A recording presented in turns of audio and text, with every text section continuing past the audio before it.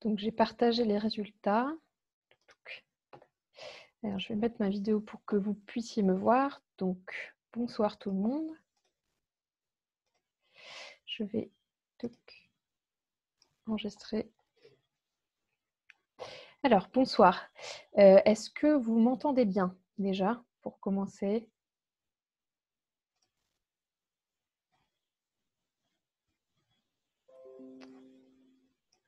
Oui, vous m'entendez bien. Alors, est-ce que vous voyez toujours le... Alors oui, la présentation de Morgane a été enlevée. Donc, je vais commencer par une petite introduction avant de laisser la parole à Morgane. Donc, moi, je suis Clarisse Dulac. Je suis salariée d'Enercop Languedoc-Roussillon, la coopérative du réseau Enercop qui est à Montpellier. Et donc, mon rôle ce soir, ça va être de faciliter ce webinaire. Et ensuite, c'est Morgane Boson qui interviendra après cette petite introduction. Donc, merci de nous avoir rejoints pour ce webinaire. Donc, c'est un webinaire qui a lieu dans le cadre du cycle qui a déjà commencé il y a quelques semaines. Celui-là, il est sur l'autoconsommation collective. Il y a plusieurs webinaires qui ont déjà eu lieu ces dernières semaines. Il y en a eu un sur les idées reçues, sur les énergies renouvelables, un sur les éco-gestes. Et pour rappel, l'idée de ces webinaires, c'est de permettre à un maximum de personnes de s'approprier les questions qui touchent aux enjeux autour de la production et de la consommation d'énergie. Donc, quelques éléments de cadre. Vous êtes là déjà quelques-uns et quelques-unes à nous avoir rejoints sur Zoom. On est aussi en Facebook Live pour permettre à un maximum de personnes d'être avec nous. Et le webinaire est également enregistré, donc vous pourrez ensuite le revisionner autant que vous le souhaitez. On sera ensemble jusqu'à 20 h en espérant qu'il n'y ait pas de souci de déconnexion. Mais si tel était le cas, je vous invite à vous reconnecter rapidement. Ça peut arriver ponctuellement, mais voilà, si jamais il y a un souci, n'hésitez pas. Ensuite, concernant les questions, je vous invite à les poser dans le module Q et R, donc comme questions et réponses, ou Q&A en anglais. C'est important que vous utilisiez ce module-là, comme ça nous facilite, nous, le traitement de ces questions. Donc, je vous invite aussi à ne pas les poser uniquement aux participants, mais à l'ensemble des conférenciers. Comme ça aussi, il y a d'autres personnes qui peuvent éventuellement apporter des éléments de réponse, parce qu'on a des personnes notamment qui se sont déjà manifestées dans la conversation, qui ont peut-être des expériences sur l'autoconsommation collective, donc ce serait intéressant aussi d'avoir éventuellement leurs réponses. Et aussi, il y a des grandes chances qu'on ne puisse pas répondre absolument à toutes vos questions, malheureusement, parce que c'est un temps qui est assez court. Mais si on utilise ce module, on sera plus efficace. Dans tous les cas, on va faire au mieux, nous, pour en traiter un maximum. Si jamais, malheureusement, à la fin de ce webinaire, vous n'avez pas reçu de réponse à vos questions, n'hésitez surtout pas à recontacter votre coopérative par mail et on tentera donc d'y répondre. Alors, pourquoi on vous propose aujourd'hui un webinaire sur le sujet de l'autoconsommation collective? Parce qu'aujourd'hui, c'est un modèle de production et de distribution d'électricité qui est en émergence, qui se présente comme une alternative au modèle classique et qui a pour objectif de favoriser la décentralisation des moyens de production et le rapprochement des lieux de consommation. Donc, on est donc là dans une recherche d'équilibre de consommation-production à petite échelle et donc une résilience des territoires d'un point de vue électrique. Donc, c'est un montage qui commence à faire pas mal parler de lui après l'autoconsommation individuelle qui est un peu plus populaire aujourd'hui, qui est mieux connue du grand public.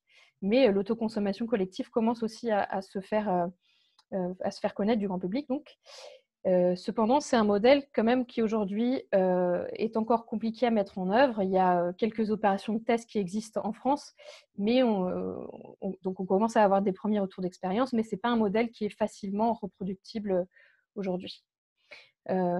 Donc, Enercop, en tant qu'acteur militant de la transition énergétique, s'intéresse forcément à ce genre de montage et donc souhaitait vous proposer pour cette raison un webinaire sur le sujet. Et donc, l'objectif, c'est de vous donner des éléments pour comprendre de quoi on parle déjà quand on parle d'autoconsommation collective et ensuite d'illustrer le sujet par des exemples d'opérations existantes. Donc, on a sollicité pour ça Morgane Boson, qui est avec moi. Donc, je vais lui donner aussi la vidéo, peut-être. Morgane, est-ce que tu es bien avec nous?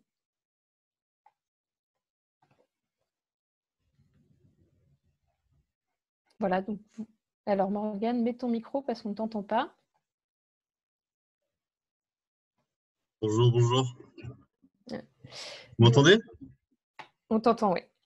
Ouais, Donc, on a sollicité Morgane pour ce webinaire. Donc, il est chargé d'études chez Enercop Languedoc-Roussillon. Il réalise des études photovoltaïques pour des professionnels et des collectivités, mais aussi des collectifs citoyens. Et Morgane intervient aussi en formation initiale et professionnelle. Donc, il anime des cours et des stages sur la production photovoltaïque auprès de publics, des publics que j'ai cités précédemment, mais aussi des élèves ingénieurs. Donc, il va dérouler sa présentation pendant une quinzaine de minutes et ensuite, on pourra traiter les questions qui seront arrivées ou qui arriveront par la suite. Vous pouvez donc vous les envoyer quand vous le souhaitez, vos questions, mais elles seront traitées à la fin de la présentation de Morgane. Voilà, donc moi j'ai dit un peu ce que j'avais à dire. Je laisse la parole à Morgane avec sa présentation. Est-ce que c'est bon, tu peux bien partager? Tout d'abord, juste avant de commencer, je pense que Clarisse peut-être que Clarisse vous l'a dit, mais en tout cas, nous, Enercop Languedoc-Roussillon, c'est la première fois qu'on fait ce genre de webinaire. En plus, là, on est en confinement. Alors, moi, j'ai une connexion Internet qui n'est pas terrible. Il y a eu l'orage ces 2 derniers jours. Du coup, j'ai un peu de problème là-dessus. Donc, s'il y a des soucis techniques, écoutez, on va faire en fonction d'eux. J'ai 2 portables pour partager les connexions, etc. On devrait s'en sortir. Voilà. Alors, je vais partager mon écran et puis on va commencer. Tac. Ok. Ok. Vous voyez bien mon écran là? Alors là, on ne voit pas encore ton écran, mais ça arrive. Là, c'est en train d'arriver? Ouais, c'est bon. Ok. Donc, comme vous l'a dit Clarisse, on va parler d'autoconsommation collective. On va essayer d'approfondir un petit peu certains points pour savoir vraiment ce qu'il en est et comment ça fonctionne. Bon, j'ai vu suite au sondage qu'effectivement, il y a des niveaux de connaissances un petit peu différents. Mais on va pouvoir, le but, c'est que tout le monde réussisse à comprendre. Et puis, ceux qui ont des questions un petit peu plus précises, on pourra aussi les développer par la suite. Le principe de base, c'est bien sûr de partager l'électricité qui est produite, donc par des énergies renouvelables ou non, mais entre plusieurs producteurs et plusieurs consommateurs dans une zone géographique limitée. Le but étant de développer un petit peu cette approche, cet équilibre production-consommation au sein d'une même zone, de développer la résilience dans une localité, développer les circuits courts, etc. Alors, la base de cette vidéo, en fait, de ce webinaire, elle va être, je vais pas mal m'appuyer sur une vidéo d'Enedis, donc Enedis anciennement ERDF, qui est le gestionnaire de réseau. Donc, le gestionnaire de réseau, c'est lui qui s'occupe de toutes les lignes basse tension, du comptage de l'électricité que vous consommez chez vous, du comptage de l'électricité qui est produite par différents producteurs d'énergie renouvelable et qui fait le lien entre consommateurs, producteurs et fournisseurs. Et ils ont fait une vidéo assez intéressante sur l'autoconsommation collective qu'on va pouvoir détailler au fur et à mesure.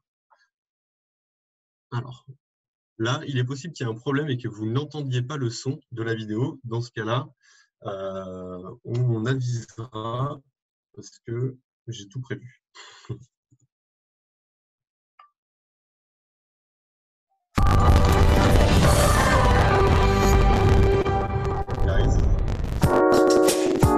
On entend bien, oui. Dans un lotissement, les propriétaires se réunissent pour financer une centrale photovoltaïque. Ils veulent bénéficier de l'électricité produite localement, selon le principe de l'autoconsommation collective. La centrale de production et les consommateurs sont liés entre eux au sein d'une personne morale. Cette personne morale signe avec Enedis une convention d'autoconsommation et fixe les modalités de répartition de la production entre les différents consommateurs. Enedis évalue les conséquences de l'opération sur le réseau public et définit les modalités de raccordement. Pour une opération d'autoconsommation collective, les services rendus par Enedis résultent de 3 étapes que nous allons décrire successivement. Enedis compte et relève la production injectée sur le réseau et les consommations soutirées par les participants. Ces données en courbe de charge sont synchrones. Aujourd'hui, pas de 30 minutes. L'utilisation des courbes de charge permet de contrôler la simultanéité entre production et consommation. Enedis calcule la quote-part de production à affecter à chaque participant selon les modalités de répartition fixées dans la convention d'autoconsommation. La part d'électricité autoconsommée de chaque participant correspond à sa quote-part de production locale effectivement consommée à chaque instant.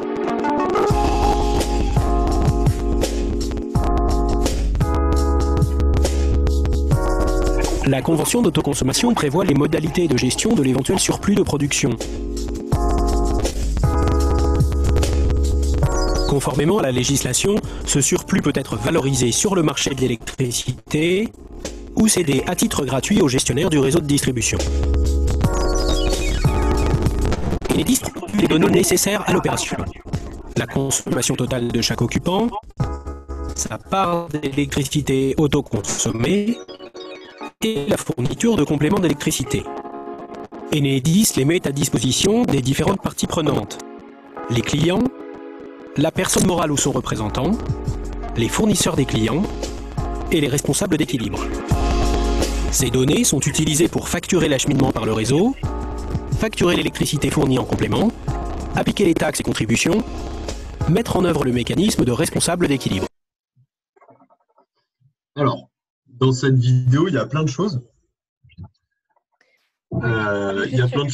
Une petite remarque, Morgane, parce qu'il y a plusieurs participantes et participants qui disent que le son de la vidéo n'était pas idéal. Effectivement, désolé, c'était la première fois qu'on essayait cette chose-là. Donc, je pense que vous avez quand même eu quelques éléments et évidemment, on vous enverra le lien. Donc, vous aurez le lien dans la présentation pour pouvoir le réécouter. Voilà. Mais Morgane va vous expliquer un peu la vidéo. D'accord, ok. C'est vrai que c'est la première fois qu'on se teste et puis on a essayé de le faire sur ce format-là.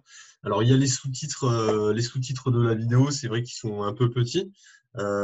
Si jamais il y en a qui veulent un petit peu, même à côté, pendant la conférence, regarder en même temps, sur YouTube, si vous tapez Enedis et autoconsommation collective, vous verrez, vous tomberez tout de suite sur cette vidéo.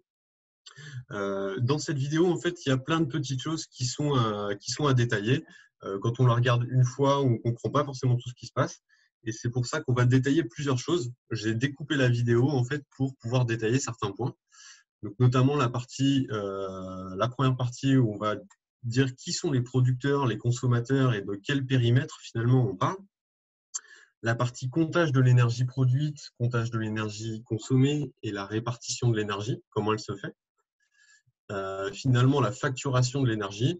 Et après, on verra plus quelques exemples qu'il peut y avoir aujourd'hui et les perspectives de l'autoconsommation collective en France. Alors, là, on va se regarder la première partie de la vidéo. On va revoir la première partie de la vidéo.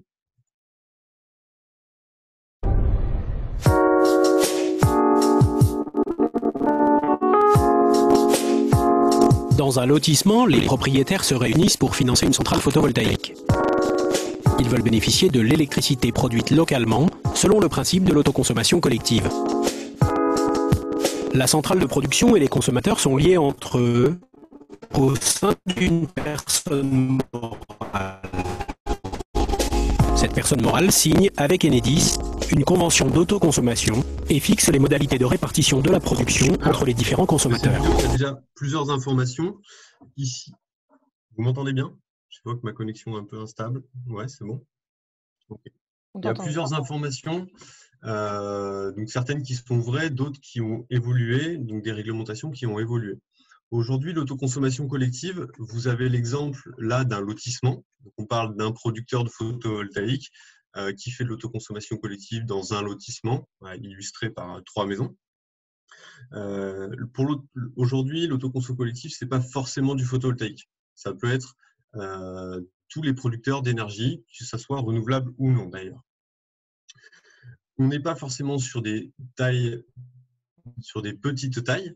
On peut être aujourd'hui, la puissance limitée pour une opération d'autoconsommation collective, c'est de 3 MW. Donc, c'est quand même relativement important. Là, on parle limite, quand on parle de photovoltaïque, on parle d'un gros parc au sol qui va faire un hectare, au moins un hectare.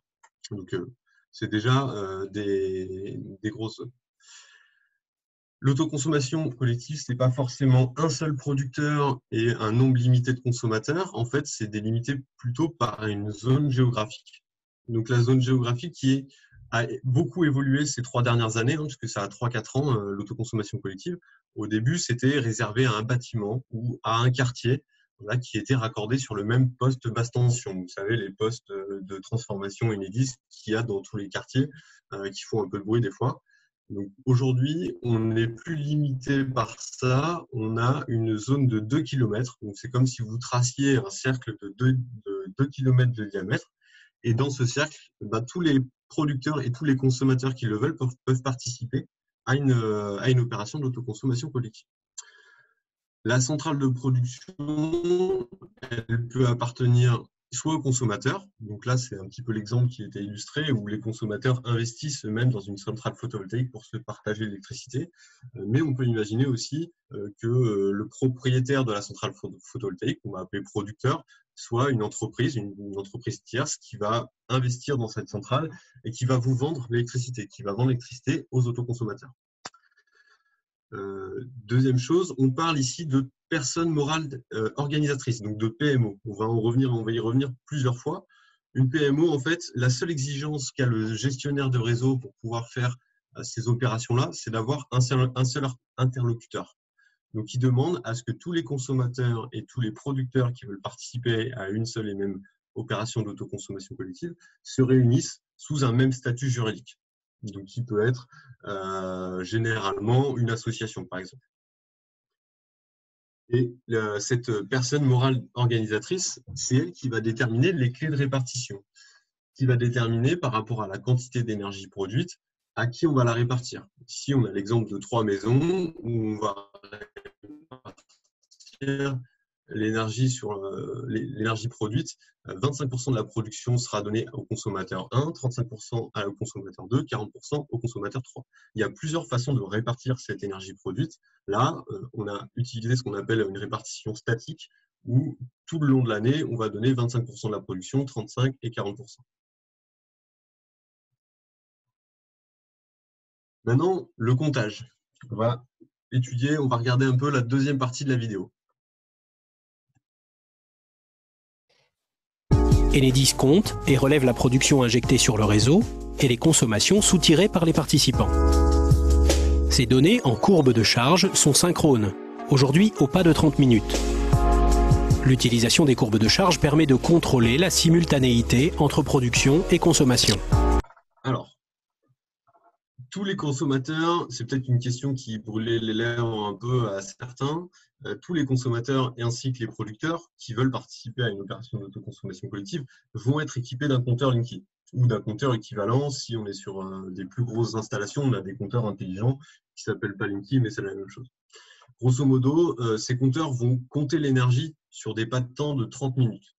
Donc, toutes les 30 minutes, on va avoir la consommation du consommateur numéro 1, la consommation du consommateur numéro 2, la consommation du consommateur numéro 3 et la production du producteur. Enedis, lui, il va récupérer toutes ces informations. Donc, grosso modo, il les récupère une fois par jour. Il récupère toutes ces informations et il va pouvoir comparer sur chaque pas de temps de 30 minutes quelle a été l'énergie produite et quelle a été l'énergie consommée.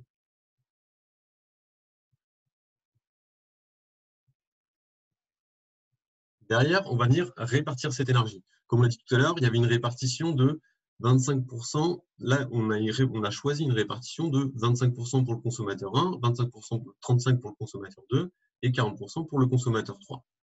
C'est un peu ce qui est représenté ici. Si ici, on a une courbe de production photovoltaïque, là, en rouge estompé, derrière, c'est comme si on divisait la production, 25% de cette production pour le client 1, 35% pour le client 2 et 40% pour le client 3. C'est comme si on découpait en fait cette production.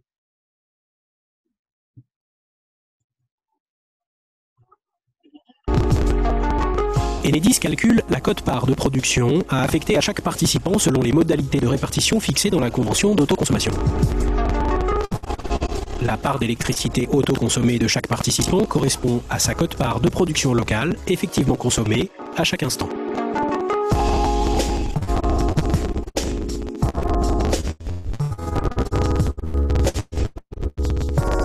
La convention d'autoconsommation prévoit les modalités de gestion de l'éventuel surplus de production. Conformément à la législation, ce surplus peut être valorisé sur le marché de l'électricité ou cédé à titre gratuit au gestionnaire du réseau de distribution.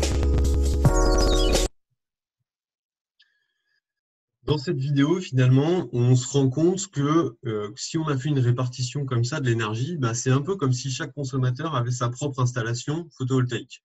Si dans cet exemple, l'installation, c'était 100 kW crête, ça fait environ une grosse installation de 600 mètres carrés, et bah, c'est comme si le consommateur 1 faisait de l'autoconsommation individuelle avec une production photovoltaïque de 25 kW crête. Le consommateur 2, une puissance photovoltaïque de 35 kW crête et le consommateur 3 de 40 kW crête. Donc ça, c'est comme s'il faisait de l'autoconsommation individuelle. Et comme pour l'autoconsommation individuelle, eh ben, il y a des moments où vous allez produire plus que ce que vous consommez ou inversement consommer plus que ce que vous produisez. Et dans ce cas-là, il va y avoir aussi la génération de surplus d'énergie. Et ce surplus d'énergie, ben, là aussi, comme pour l'autoconsommation individuelle, on va l'injecter sur le réseau électrique. Et sur le réseau électrique, on va pouvoir le vendre. Donc généralement, on va le vendre à un fournisseur d'électricité ou directement sur le marché, mais ce n'est pas souvent. Donc généralement, un fournisseur d'électricité. Enercop, par exemple, rachète dans plusieurs opérations d'autoconsommation collective, on rachète l'énergie, le surplus qui est injecté sur le réseau, on le rachète à 6 centimes. Voilà, ça, c'est un exemple. Bon, dans la vidéo, par contre, Enedis vous dit que vous pouvez aussi céder gratuitement l'énergie sur le réseau électrique. Ce n'est pas vrai. On est obligé de le vendre, vraiment avoir un contrat avec un fournisseur, en fait, pour qu'il fasse les opérations d'équilibrage derrière. Alors, une chose, il n'y a pas de tarif d'achat pour le surplus en autoconsommation collective. Pour ceux qui connaissent un petit peu l'autoconsommation, si vous décidez d'installer des panneaux photovoltaïques sur votre toit pour faire de l'autoconsommation individuelle, le surplus va être vendu avec un tarif d'achat. Pour les petites installations, c'est 10 centimes. Ici, il n'y a pas de tarif d'achat pour l'autoconsommation collective aujourd'hui. La dernière partie, c'est la facturation. En fait, où vont ces informations, comment ça transite.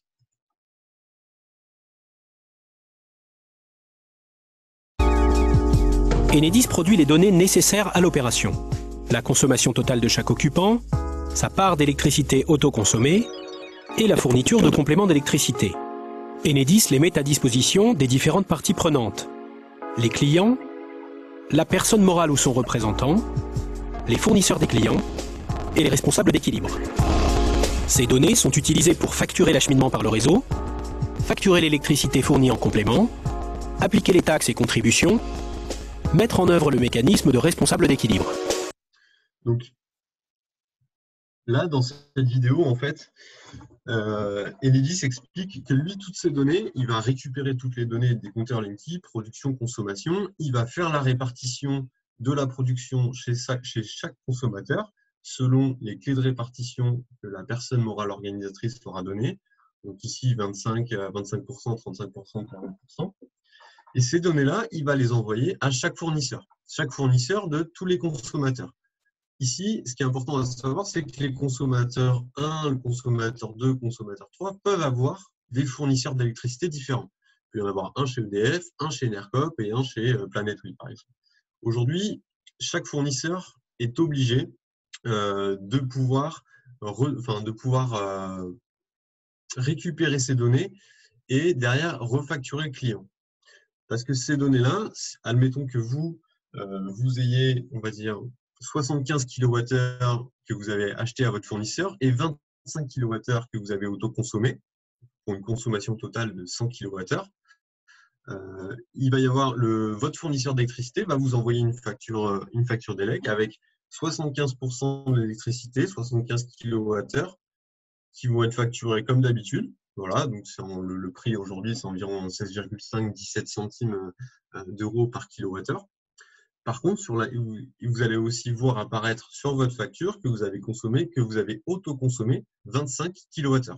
Et sur ces 25 kWh-là, aujourd'hui, ils sont taxés. Enedis estime que malgré le fait que ça soit de l'autoconsommation, l'énergie transite quand même par le réseau.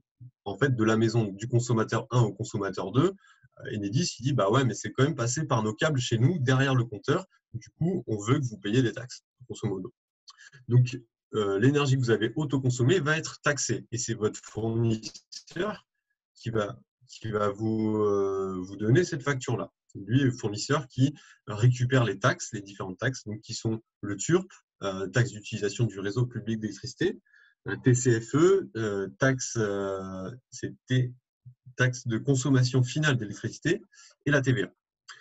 En plus de ces taxes-là d'utilisation du réseau et les différentes décrites, si jamais c'est un propriétaire différent qui a investi sur la centrale, lui aussi, il ne va pas vous donner cette énergie. Il va forcément vous la vendre. Mais ça sera un contrat de gré à gré entre le consommateur et le producteur.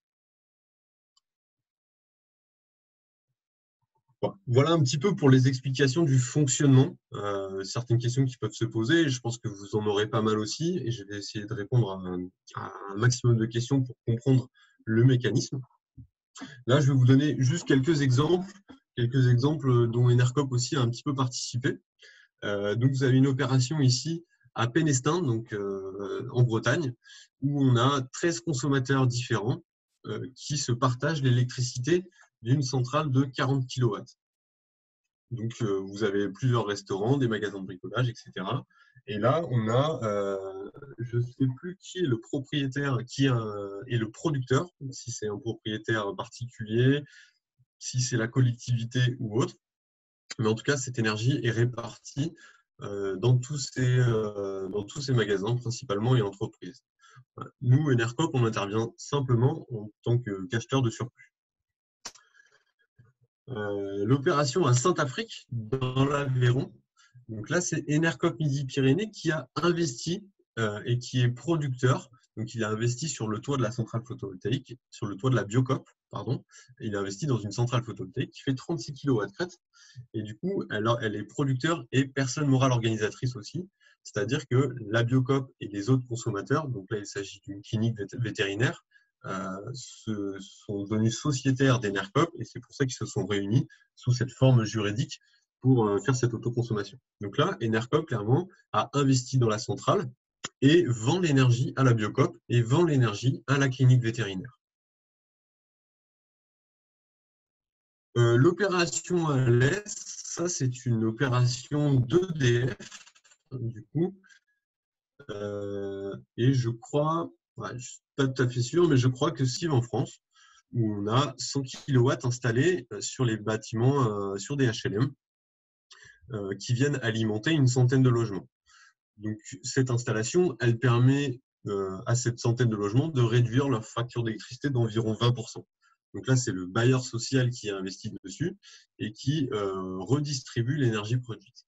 Je ne suis même pas sûr qu'elle soit vraiment vendue, plus un peu une opération vitrine.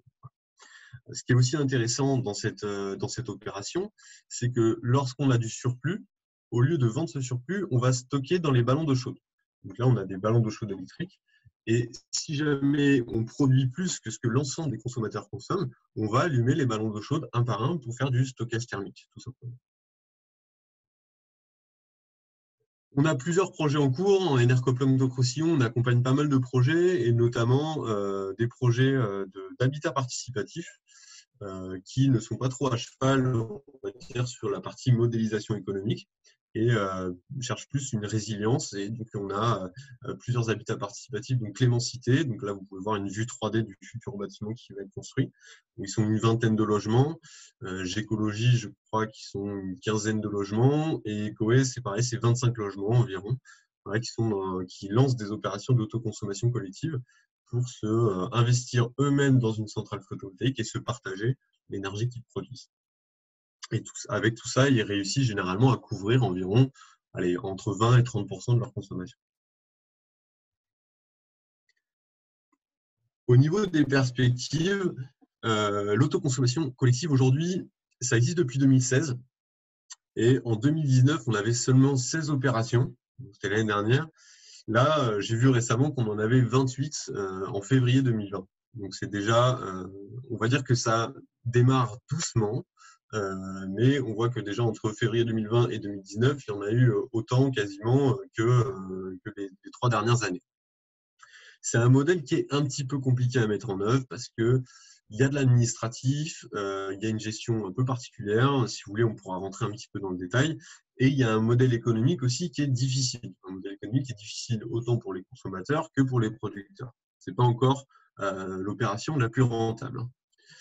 Mais ça évolue peu à peu au niveau de la réglementation qui permet justement d'élargir un peu le spectre, qui permet de faire des plus grosses installations. Comme je vous le disais, par exemple, il y a 3 ans, on ne pouvait faire que ça dans un immeuble, dans un quartier. Aujourd'hui, on est sur un périmètre de 2 km de diamètre. Et on commence aussi à parler de dérogation pour certaines collectivités qui pourraient faire ça sur des zones de 5 km de diamètre, voire même dans des zones rurales où on pourrait faire ça sur des zones beaucoup plus grandes.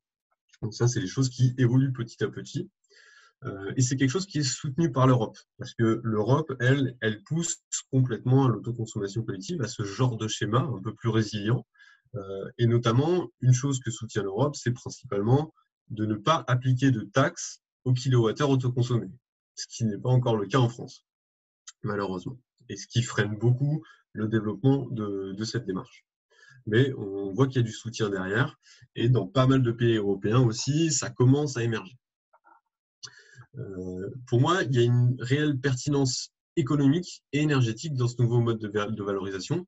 Alors, économique, si on ne parle pas des taxes, hein, mais énergétique, parce que donc là, c'est un peu plus de l'expérience personnelle où, comme l'a dit Clarisse aussi, je donne des cours en école d'ingénieur. On a participé à plusieurs projets d'études sur ce mode de valorisation de l'électricité. Et on arrivait typiquement sur un bâtiment où il y a une 50aine de logements.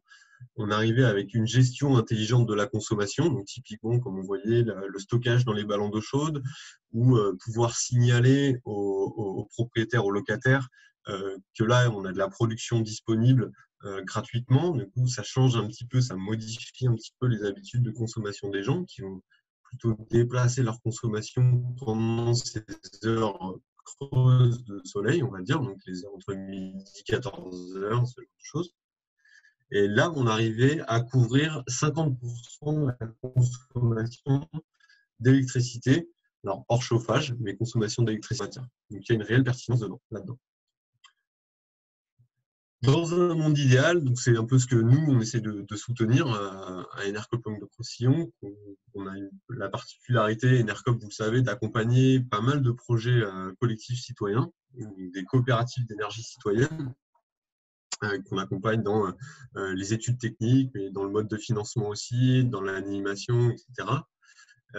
Et nous, ce qu'on aimerait bien voir un jour, et ce qui devrait apparaître d'ici peu, j'espère, c'est des coopératives citoyennes justement qui investissent via l'argent de leurs sociétaires dans des centrales en milieu urbain pour distribuer l'énergie aux différents participants, quoi. Du coup, on aurait réellement un circuit court de l'énergie renouvelable avec du financement justement qui vient des citoyens pour les citoyens. Donc, vous aurez le document, vous aurez cette présentation. Du coup, je vous ai pas mis plein de ressources différentes. Je vous en ai mis 3 qui sont pour moi les principales. Donc, cette vidéo Enedis, le site photovoltaïque info qui est toujours aussi bien fait, aussi complet, où vous trouvez toutes les infos nécessaires, et une analyse d'Enerplan aussi, qui est un syndicat qui est très bien faite et très complète sur aujourd'hui où on est en autoconsommation collective. Et il y a aussi, on parle aussi un petit peu des autres pays européens, comment ça se passe. Voilà. Donc, j'ai fini la présentation et donc, je pense que vous avez posé pas mal de questions. Moi, je ne les vois pas encore, mais je pense que Clarisse je te confirme qu'il y a beaucoup de questions. C'est un sujet sans surprise qui interroge énormément parce que c'est quelque chose de nouveau et aussi c'est effectivement une alternative qui intéresse du monde parce qu'elle peut apporter plein de possibilités. Alors, je vais essayer de les prendre dans l'ordre dans lesquels à peu près vous les avez posés. Et alors, parfois, on a essayé aussi de les regrouper par thématique. Voilà, donc on va faire au mieux pour en traiter au maximum. Donc, sachant que du coup, Morgane, si tu peux être concis dans tes réponses, c'est bien, comme ça, on peut en traiter plus, mais tu fais au mieux. Donc, okay. La première, est-ce que… Est-ce que l'autoconsommation collective exige la création d'une coopérative de consommateurs? Alors non, elle n'exige pas une création de coopérative de consommateurs. La seule exigence, c'est que les consommateurs et les producteurs soient réunis sous un même statut juridique. Donc, statut juridique, ça peut être une association, ça peut être une entreprise SAS, ça peut être une SIC, ça peut être n'importe quel statut. Sachant que le plus facile, c'est voilà, ça va être une association ou une copropriété, par exemple, syndicat de copropriété. Super, hyper synthétique, très bien. Y a-t-il des opérations d'autoconsommation collective avec un autre gestionnaire de réseau de distribution qu'Enedis? Et là où il y a des entreprises locales de distribution, soit 5% du territoire, quels sont les retours d'expérience si c'est le cas? Alors, pas à ma connaissance. Pas à ma connaissance. Je suis pas sûr de moi, mais je ne crois pas. D'accord.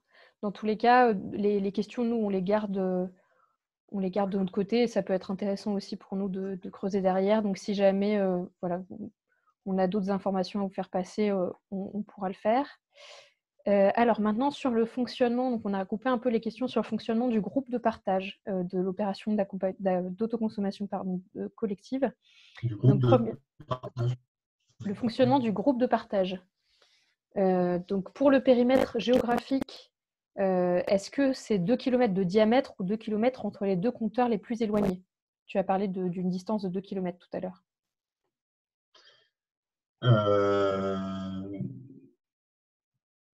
Pour moi, c'est un cercle de 2 km de diamètre. Ok.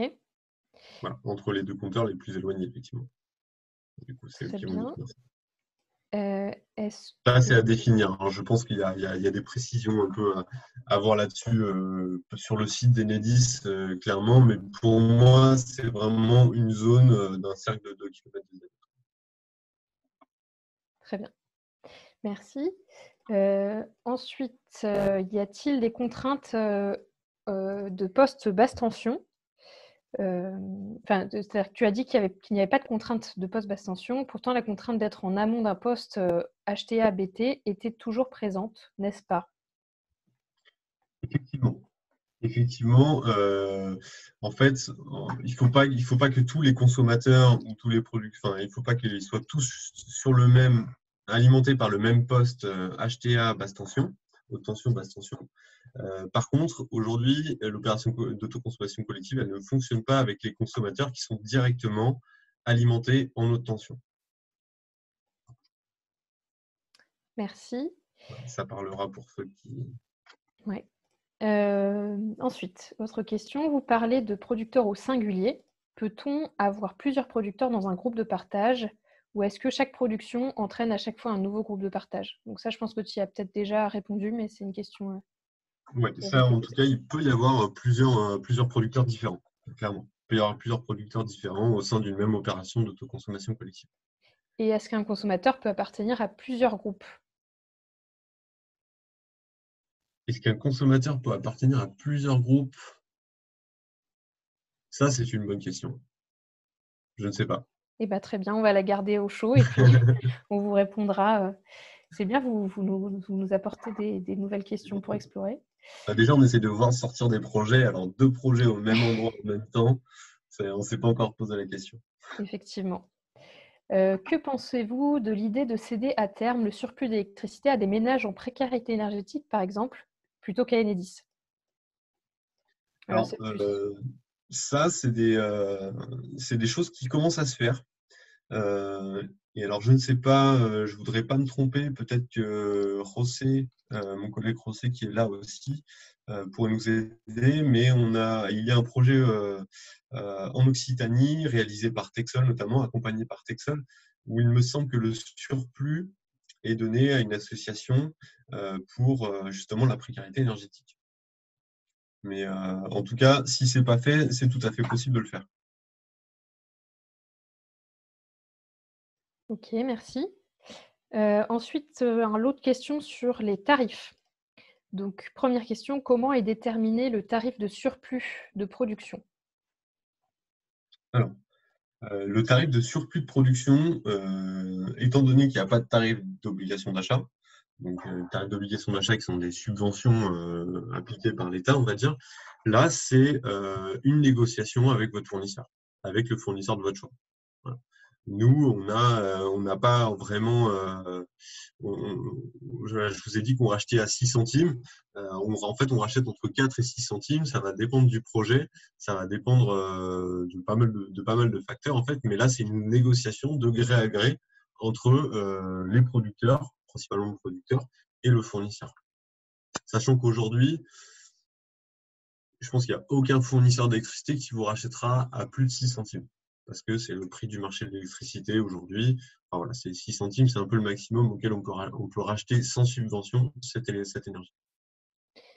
Merci. Du coup, je me permets de revenir un peu à la question d'avant parce que j'ai reçu une réponse par José. En effet, dans l'opération dont tu as parlé, le surplus d'électricité est donné à Énergie Solidaire, donc qui est une association que vous devez connaître du coup chez Enercop, puisque c'est l'association qui a été mise en place pour développer des opérations pour lutter contre la précarité énergétique. Donc c'est via Enercop. Effectivement, on cède, du coup, il y a de l'énergie qui est donnée à Énergie Solidaire et Énergie Solidaire se sert, en fait, vend cette énergie à Enercop et avec cet argent, les fournisseurs d'électricité, et avec cet argent, il va financer des associations qui qui sensibilisent sur la précarité énergétique, qui portent des actions sur la précarité énergétique. Pardon. Et j'en profite du coup pour faire une petite pub pour Énergie Solidaire. Vous pouvez faire des micro-dons pour les personnes qui consomment leur électricité chez Enercop. Et en ce moment, on a une opération particulière que vous pouvez retrouver dans la newsletter ou sur les réseaux sociaux. Donc, je vous invite à contribuer si vous en avez les moyens. Donc, pour revenir aux questions, sur les questions de tarifs dans l'autoconsommation collective, deuxième question, comment le tarif réseau sera-t-il facturé ? Alors, le tarif réseau. J'imagine que du coup, la question, c'est le tarif de consommation. J'imagine que c'est pour la personne qui consomme. Alors, je ne sais pas qui avait posé cette question-là. Alors, si elle peut préciser, est-ce qu'elle parle du TURP, du tarif d'utilisation du réseau public, donc de la taxe du TURP, ou est-ce que c'est est-ce qu'on parle de l'électricité qu'on consomme chez son fournisseur, pardon. Parce que l'autoconsommation collective ne va jamais combler 100% de nos besoins. Hein. Typiquement, la nuit, on consomme de l'électricité et pendant que la centrale ne produira pas, du coup, on va continuer à acheter notre électricité à son fournisseur d'élec. Et là, on va payer cette énergie au même coût que d'habitude. Ok, mais j'invite la personne, du coup, j'arrive pas à retrouver, mais la personne qui avait posé cette question à dire si c'était OK. Donc c'était Camille Hirzig. Donc je l'invite dans la conversation à dire si ça répond à sa question. En attendant, on passe à une autre. Donc, qui doit collecter le TURP, la CSPE, les taxes locales sur l'électricité autoproduite et consommée par un participant à une opération? Donc ça, c'est le fournisseur. Donc là, vous pourrez revisionner un petit peu les vidéos là, qu'on vous a montrées. C'est le fournisseur d'électricité du consommateur qui va récupérer les données par Enedis et qui va vous refacturer toutes les taxes qui sont sur les kilowattheures autoconsommés.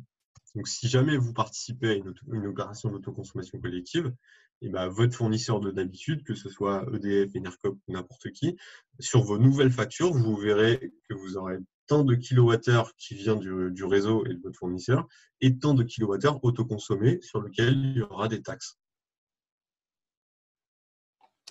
Merci. Donc, là, je vois une question peut-être qui arrive en direct. Est-ce bien le cas dans les faits? Alors, est-ce bien le cas dans les faits? Non, clairement non, parce que l'autoconsommation collective, c'est arrivé depuis 2-3 ans.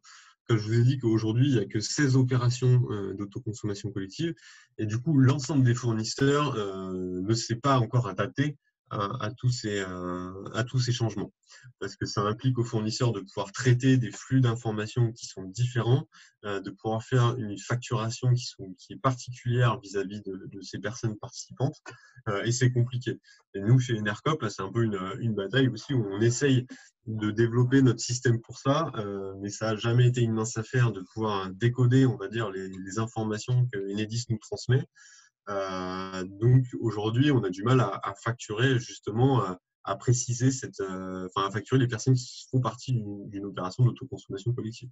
C'est quelque chose sur lequel nous on travaille et c'est quelque chose sur lequel l'ensemble des fournisseurs bossent aussi. Et je pense qu'il y a aujourd'hui assez peu de fournisseurs. Je sais qu'il y en a même qui vous font payer un coût de gestion. Voilà, dire, ok, vous faites partie d'une opération d'autoconsommation collective.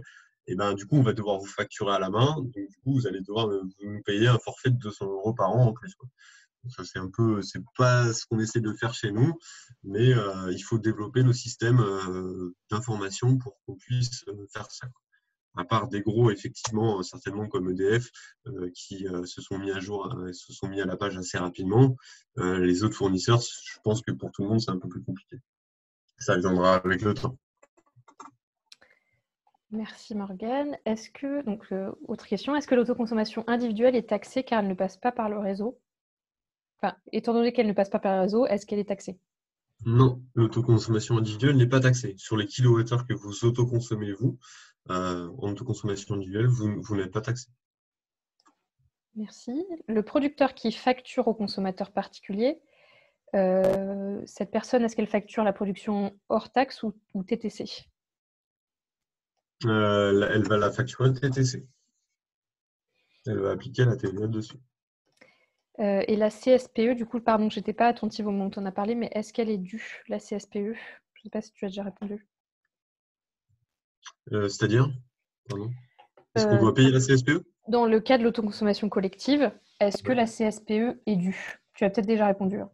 Alors oui, je l'avais mis dans la vidéo, mais effectivement, on doit payer la CSPE. C'est ce qui s'appelle en fait maintenant. Voilà, là, je vous mets une autre diapo que j'avais laissé de côté au cas où, voilà, pour en discuter. Mais les différentes taxes qui s'appliquent sont le TURP, la TCFE, voilà, avec le prix moyen aujourd'hui, le TICFE, donc dont c'est avec la CSPE. C'est anciennement la CSPE, en fait. Le nom a évolué. Dans TCFE, il y a la TICFE, et c'est anciennement la CSPE. Ouais. Tout ça pour dire que voilà, on est à peu près sur des taxes qui sont assez coûteuses aujourd'hui, qui sont de 7,9 centimes environ, quoi, sur les taxes du kilowattheure autoconsommé, ce qui est assez cher. Super. Pour l'instant, on a un bon rythme, donc j'y crois. Donc, là, on a fini les questions sur le tarif. Maintenant, sur le modèle économique, comment on compare la rentabilité entre les trois solutions, revente totale, autoconsommation individuelle et collective? Comment on compare le modèle économique? Nous, généralement, on fait appel à nous en tant que bureau d'études pour comparer les différentes solutions et choisir laquelle est la meilleure. Après, voilà, il faut faire son petit modèle derrière. Malheureusement, ça dépend de beaucoup de choses aussi. Dans l'autoconsommation collective, et c'est un des freins de l'autoconsommation collective, on va dire que la réglementation évolue pas mal. Du coup, les taxes, on ne sait pas trop comment ça va évoluer. Aujourd'hui, comme c'est montré sur la diapo, vous avez pas mal de taxes qui reviennent cher. Donc, c'est compliqué de pouvoir être, on va dire, rentable. Derrière, il y a aussi le fait que ça soit, comment dire, que si vous avez 50 consommateurs qui viennent partager cette opération de l'autoconsommation collective, qu'est-ce qui vous dit que dans 10 ans, il y aura encore 50 consommateurs? Ou est-ce que si vous êtes sur une zone d'activité, est-ce que ce sera les mêmes zones d'activité? Est-ce qu'ils vont consommer autant? Donc, ça, c'est toutes des choses qui sont un petit peu incertaines sur lesquelles, à se dire, je peux faire un modèle économique sur quelque chose qui est aussi bancal. C'est pour ça qu'on voit beaucoup d'opérations aujourd'hui qui sont réalisées soit par des bailleurs sociaux, qui leur permettent en fait de réduire les coûts de facture d'électricité qui sont non payés, soit par des entreprises, soit par des collectivités locales, tout simplement, qui sont dans des opérations plutôt vitrines. mais c'est voilà, un peu compliqué. Juste pour continuer à répondre sur la question peut-être Clarisse, parce que voilà, j'avais aussi préparé une autre petite vidéo, une autre petite slide là-dessus. Il parle des freins à d'autoconsommation collective, pardon.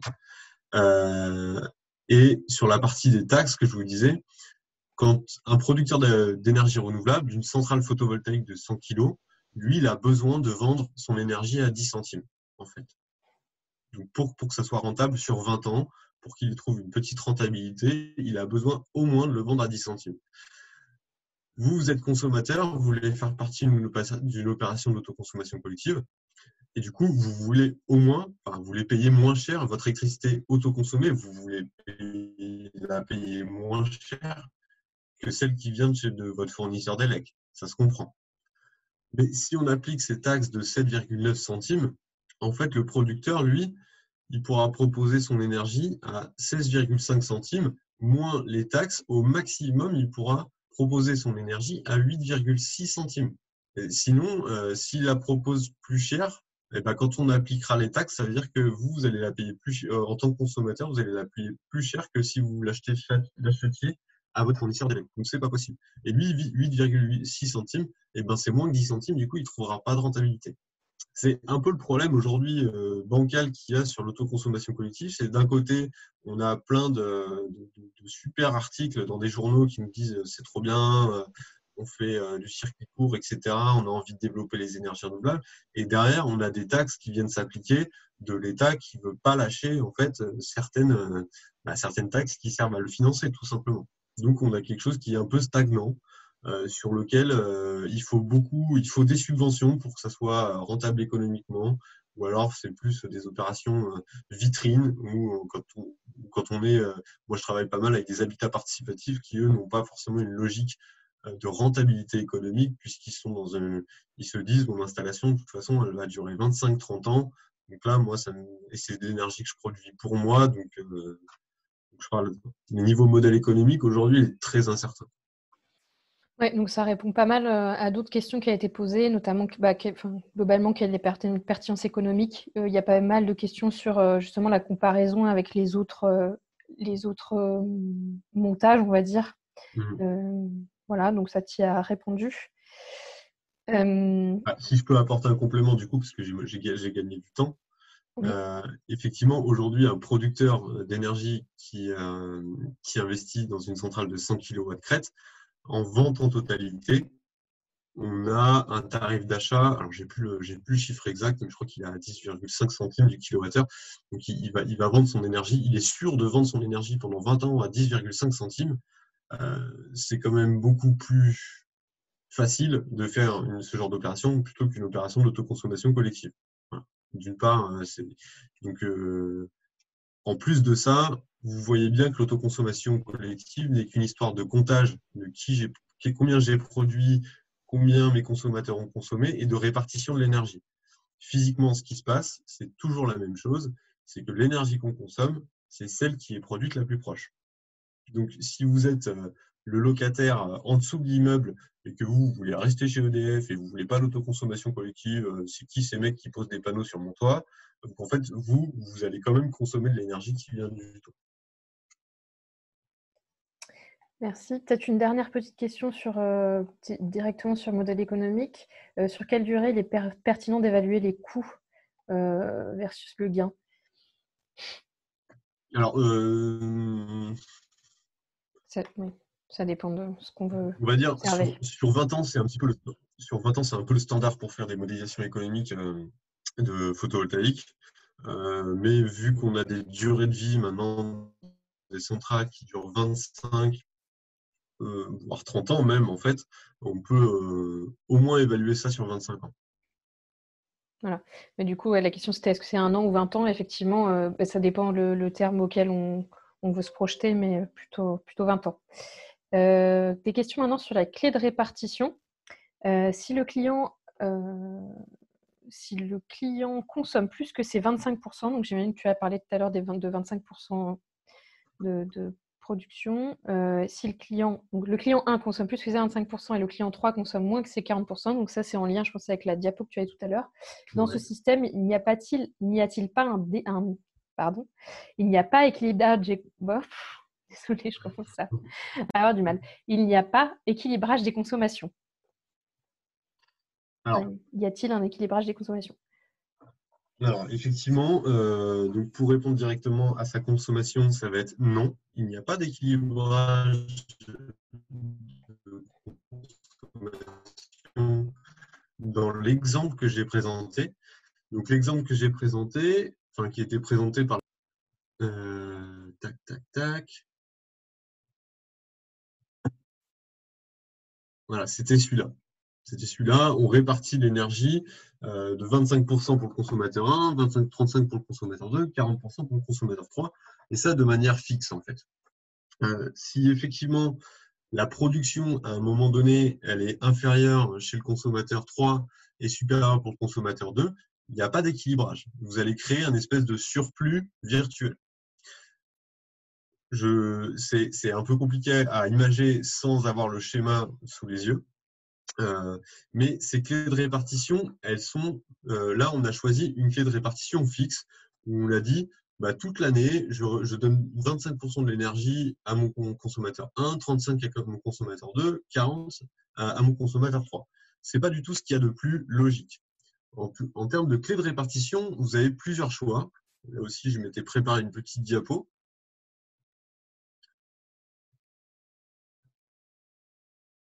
Vous avez plusieurs choix de clés de répartition pour justement pas avoir ce fameux surplus.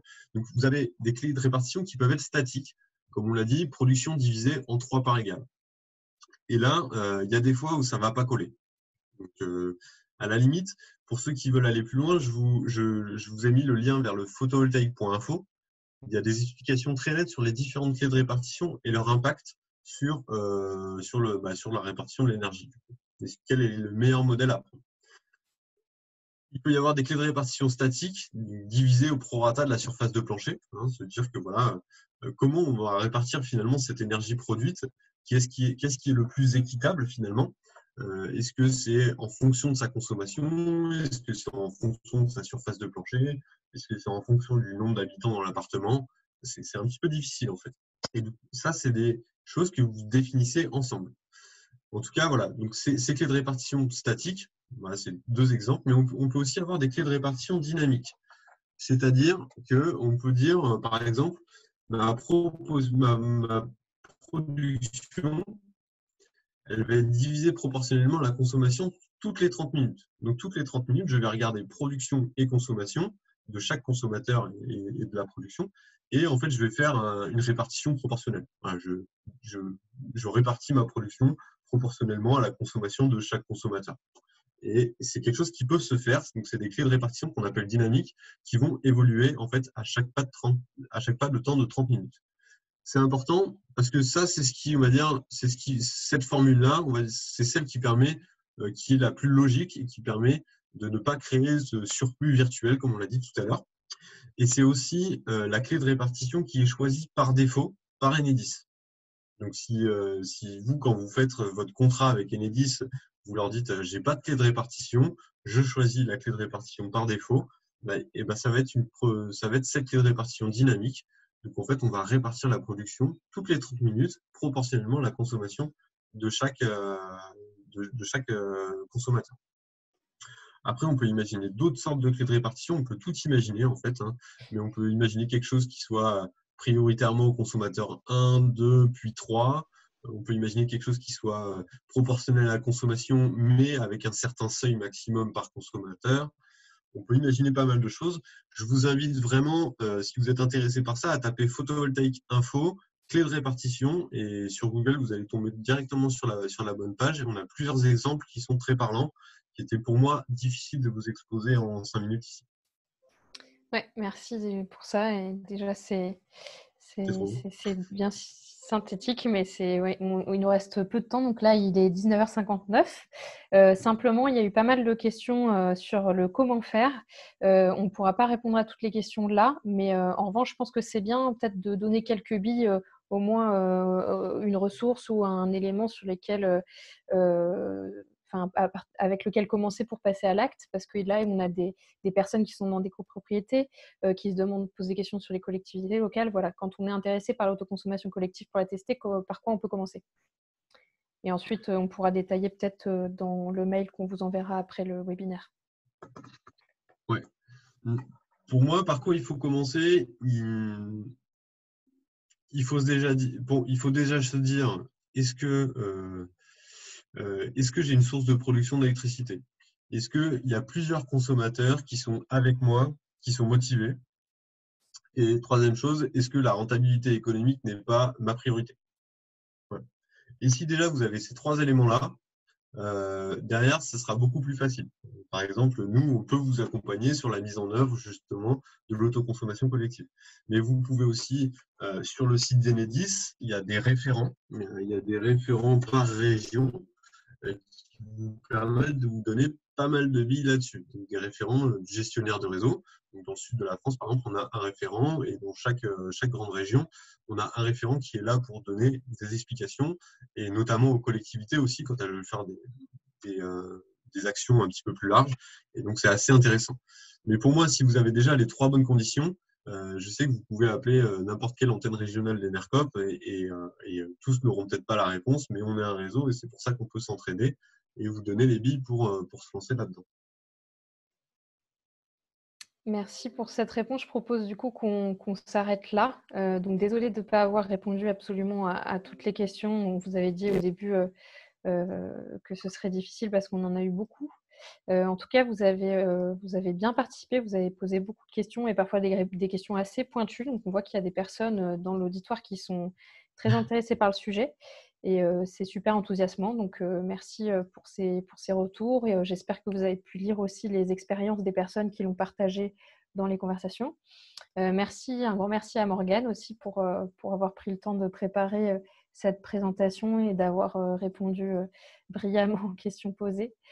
Voilà, on s'excuse encore pour la mauvaise qualité du son pour la vidéo par moment. Donc, on espère que ça n'a pas altéré globalement votre intérêt et votre compréhension de la présentation, mais je pense que Morgane a été suffisamment claire sur le reste de la présentation pour que ça n'ait pas été si gênant. Mais n'hésitez pas à nous faire des retours le cas échéant. Je vous mets d'ailleurs à ce propos un petit sondage pour clore. Alors, il faut juste que j'arrive à comprendre comment... Ah oui, je crois qu'il faut que je t'enlève ton rôle de privilégié, Morgane. Est-ce que les diapositives seront mises à disposition? Tout à fait, oui. Les diapos seront envoyées, seront mises à disposition. On vous fera un petit mail aussi pour vous envoyer ça. Si jamais, entre-temps, il y a quelques questions qu'on voit et réponses qu'on peut facilement vous faire, on vous mettra quelques éléments en plus. Et sinon, si vraiment il y a des questions qui étaient importantes pour vous et auxquelles on n'a pas pu répondre, n'hésitez pas à interpeller votre coopérative. Voilà. Alors, j'essaie de chercher comment... Ah oui, c'est bon, j'ai trouvé. Désolée, c'est la première fois que j'utilise cet outil-là. Donc, je lance le petit sondage de satisfaction. Donc, vous pouvez y répondre pour dire comment... est-ce que ça a répondu à vos attentes? Et on aimerait savoir aussi si vous êtes client ou si vous êtes ou sociétaire. Voilà, ça nous permet d'avoir un peu des éléments sur qui suit ces webinaires. La présentation donc, vous sera envoyée, comme je l'ai dit. Si vous étiez inscrit au webinaire, si vous n'étiez pas inscrit, attention à bien nous faire la demande parce qu'on n'a pas forcément votre mail. Donc, pensez à nous envoyer un message. Et je vous souhaite donc une bonne soirée. Sauf si, Morgane, je ne sais pas si tu as un dernier mot à ajouter. Non, mais nous, c'est des formats qu'on aimerait développer un petit peu pour partager tout ce qu'on fait dans nos différents métiers. Donc, si jamais ça vous a plu, même si c'était peut-être pas parfait, mais si jamais ça vous a plu, voilà, n'hésitez pas à nous faire des retours parce que savoir si nous, on continue là-dedans à faire ce genre de webinaire et puis à partager un peu ce qu'on peut voir autour des énergies renouvelables et dans notre métier. Super. Et merci aussi donc aux personnes qui nous ont suivis sur le live Facebook. Je rappelle que ce webinaire est enregistré, il sera disponible sur YouTube, on le diffusera également et vous pourrez vous-même le revisionner à l'infini et au-delà. Et vous pouvez évidemment le partager à des personnes de vos collectifs qui seront probablement intéressées aussi si vous faites partie d'Habitat Participatif ou de collectivités ou autres. Merci encore, bonne soirée, prenez bien soin de vous et bon appétit pour les personnes qui vont manger. Au revoir.